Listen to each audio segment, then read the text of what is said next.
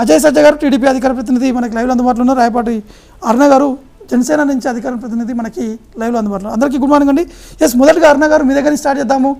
జనసేన అధినేత పవన్ కళ్యాణ్ ఈ పొత్తులకు సంబంధించినటువంటి అంశాలపై చాలా రోజుల నుంచి అనేక ప్రయత్నాలు కూడా చేయడం జరిగింది, అనేక మాటలు కూడా పడ్డానని చెప్పేసి స్వయంగా పవన్ కళ్యాణ్ చెప్పడం జరిగింది. కానీ పొత్తులపై చర్చ జరుగుతున్నటువంటి సమయంలో టీడీపీ అధినేత చంద్రబాబు నాయుడు పవన్ కళ్యాణ్ ఈ టికెట్లు సంబంధించిన విషయం చెప్పిన తర్వాత, ఈ సీట్లు సర్దుబాట్లపై క్లారిటీ ఇచ్చిన తర్వాత బీజేపీ అధిష్టానం కొంత క్లారిటీ కూడా ఇవ్వట్లేదు అనేది వార్తలు వస్తున్నాయి. అంటే ఈ రెండు పార్టీలకి దూరంగా ఉండాలనేది ఆలోచనలో బీజేపీ ఉన్నట్టుంది.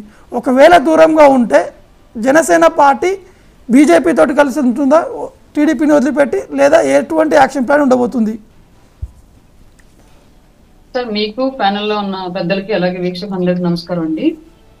పొత్తుల విషయానికి సంబంధించి ఇప్పటి వరకు జరుగుతున్న చర్చలన్నింటిలో కూడా పవన్ కళ్యాణ్ గారు యాంటీ గవర్నమెంట్ ఓటు అనేది చేయకుండా ఉండాలి, అలాగే అధికారంలోకి వచ్చిన తరువాత కూడా కేంద్రంతో సత్సంబంధాలు కొనసాగిస్తూ రాష్ట్రానికి రావాల్సిన అన్ని అవకాశాలను సవ్యంగా కరెక్ట్ టైంలో తీసుకురావాలనే ఉద్దేశంతో ఇప్పటి వరకు ఆయన విశ్వ ప్రయత్నాలు చేస్తూ వచ్చారు.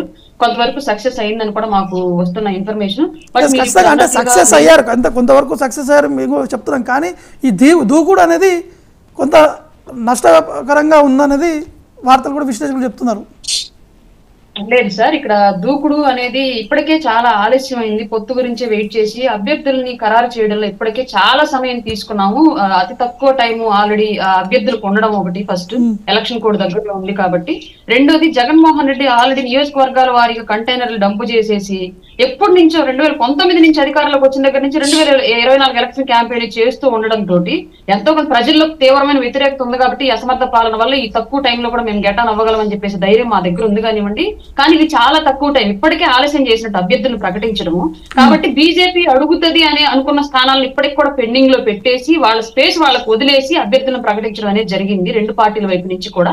ఇప్పటికీ బీజేపీ స్పేస్ అక్కడే ఉంది. వాళ్ళు ఏ టికెట్లు అయితే అడుగుతారని చెప్పేసి మొదటి నుంచి అంతర్గతంగా చర్చలు జరుగుతున్నాయో వాటికి సంబంధించిన స్పేస్ అక్కడే ఉంది. కానీ బీజేపీ దాని వల్లే కొంచెం అలకపోనింది, అందువల్లే వ్యతిరేకిస్తోంది అంటే మాత్రం అది డెఫినెట్ గా రాష్ట్రానికి అన్యాయం చేసే కేంద్ర ప్రభుత్వంగా మిగిలిద్ది, రాష్ట్రానికి అగాధంలో నెట్టే పార్టీగా మిగిలిద్ది తప్ప రాష్ట్ర ప్రజలకు మంచి చేసే పార్టీగా అయితే ఎట్టి పరిస్థితుల్లో బీజేపీ ఆ మాటను తీసుకోలేదు. కాబట్టి రాబోయే రోజుల్లో పొత్తులోకి రావడం అనేది రాష్ట్ర ప్రజల కోసం అన్న విషయం అందరికీ తెలుసు. ఇక్కడ ఎవరు ఏ స్వార్థాలకి వెళ్లకుండా క్లియర్ గా రాష్ట్ర అభివృద్ధి కోసం వెళ్తున్నారన్న విషయం తేటతెల్లం అయిపోయింది. ఇప్పుడు జరిగిన సిచ్యువేషన్ అంతా కూడా రాష్ట్రంలో ఉన్న ఈ పరిస్థితులన్నీ కూడా ప్రజల కోసమే పొత్తులోకి వెళుతున్నట్లుగా అర్థపడుతున్న విషయం మనందరికీ తెలిసింది.